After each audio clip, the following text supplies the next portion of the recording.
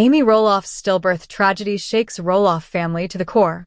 At 60 years old, Amy Roloff never expected to be pregnant again.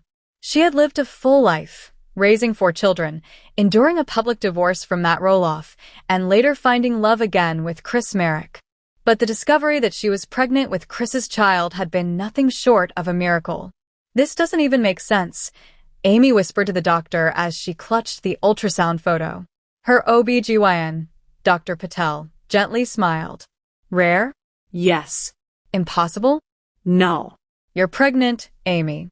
6 weeks." Hello viewers, welcome back to my channel. For Roloff family latest news update, please subscribe to the channel and press the bell icon. Chris Marek had been stunned silent at first, then elated. "Amy, this is wow. We're going to be parents together." They kept it a secret from the world. Even their children, Zach, Jeremy, Molly, and Jacob, weren't told at first. Given Amy's age and health, the pregnancy was high risk. But Amy was healthy, determined, and hopeful. "I know people will judge me, call me crazy," she told Chris one night while resting on the couch. "But I feel like this baby is a gift, a chance to create something new from all the pain." Chris kissed her forehead. "Then we protect this gift with everything we've got." Roloff family reactions. By the time Amy reached her 14th week, she decided it was time to tell the kids. They had gathered at Roloff Farms for a Sunday barbecue, something rare these days as the family had grown distant in recent years. Zach was the first to react. Wait. Mom. You're pregnant." His eyes were wide. "Yes, sweetie," Amy said softly. "I know it's a shock." Tori, standing beside Zach with baby Josiah in her arms, looked stunned. "Is it safe?" she asked. Jeremy rubbed his forehead. "That's wild. I mean, are you okay, Mom?"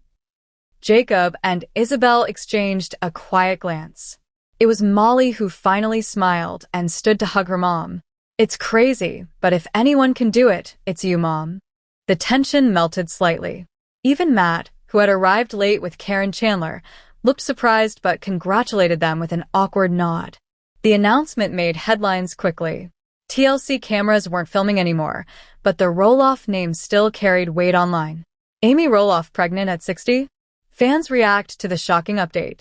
Little people big world matriarch expecting again. A miracle baby. The nursery of dreams. As weeks passed, Amy and Chris prepared the nursery in their Hillsborough home. "It's a boy," she whispered one morning, holding the sonogram printout. "We're naming him Eli." Chris smiled, imagining midnight bottle feedings, lullabies, and little footsteps. Amy kept a pregnancy journal, documenting every flutter, craving, and heartbeat. At 30 weeks, things were going smoothly. Until they weren't. The silence in the room. It was a Thursday morning. Amy had a routine checkup. Chris had a meeting and couldn't join. She arrived alone at the clinic, clutching her belly protectively. Dr. Patel rubbed gel across her stomach. Her face changed. She moved the wand again. Then again. Amy felt the cold in the room long before any words were spoken. "I'm so sorry, Amy," Dr. Patel finally said, her voice soft and shaking. "There's no heartbeat." Amy stared blankly. No, that's not possible. He was kicking yesterday. He was just kicking." Dr. Patel's hands trembled as she reached for Amy's. "Will induce labor." "But Amy, Eli is gone." The longest night. Chris rushed to the hospital as soon as he got the call. Amy was already in a hospital bed, numb, silent, her eyes open but distant. "Why?" she whispered over and over. "Why give me this miracle only to take him away?" Chris held her hand, tears streaming down his face. The labor was long, painful, not just physically, but emotionally torturous. At 3:14 a.m., Eli Marek Roloff was born still. A nurse handed them the tiny boy, wrapped in a blue blanket. His skin was pale, his body perfect. A full head of light brown hair. Amy sobbed like her soul was breaking. He was so beautiful. They spent 5 hours with him, taking photos, holding him, saying goodbye. The Roloffs gather.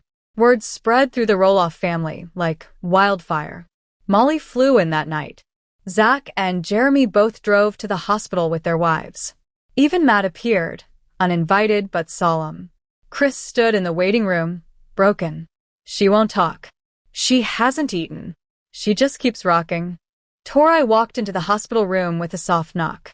She sat next to Amy and took her hand. I know this kind of pain, Amy, she said quietly. We had a miscarriage before Josiah. I know how it burns inside you. Amy finally looked at her. He was real. He mattered. And now he's just gone. The goodbye. A small memorial was held in the Roloff barn. A white coffin the size of a crib sat on a raised table surrounded by sunflowers, Amy's favorite. Amy stood before it with Chris beside her. We never got to hear his voice, or watch him crawl, or say mama. But he changed me, she said through tears. Eli brought us all back together. Even for just a moment, Jacob played a gentle acoustic song. Molly read a poem. Tori brought a candle Zach had made with Eli's name carved into the wax. The family released white balloons into the air as the sun set over the fields. Healing slowly. Weeks passed. Amy stayed in bed a lot. She stopped posting on Instagram. TLC producers reached out, offering to film a special. She declined. I don't want cameras. I just want silence. Chris supported her, never once pushing her to move on. One afternoon, Amy walked barefoot into the nursery and sat in the rocker. The mobile above the crib turned slowly, spinning stars and moons. She whispered, "Hi, baby boy. I love you." That night, she wrote the final page in her pregnancy journal. You never took a breath, but you made your mark. You never opened your eyes, but you showed me beauty. You never cried, but I'll cry for you forever. I love you, Eli. Until we meet again. A family transformed. The tragedy shifted the Roloff family. Jeremy reached out to Zach. Life's too short, man. I don't want to keep fighting over land or pride. Matt visited Amy with Karen one day. He brought flowers. I know we've had our wars, he said, but I'm sorry for your loss. Truly.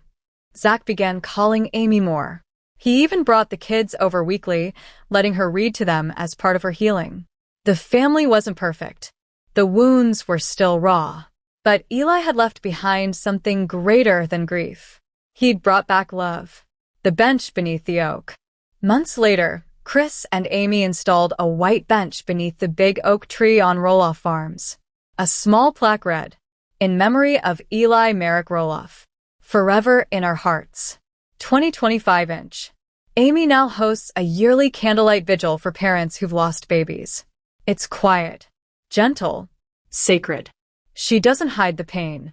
But she doesn't run from it anymore either. I carried him for 8 months. I carry him forever now, she tells those who ask. And under that tree, as fireflies flicker and wind stirs the leaves, Amy sometimes sits quietly with Chris's hand in hers and imagines the sound of tiny laughter in the breeze.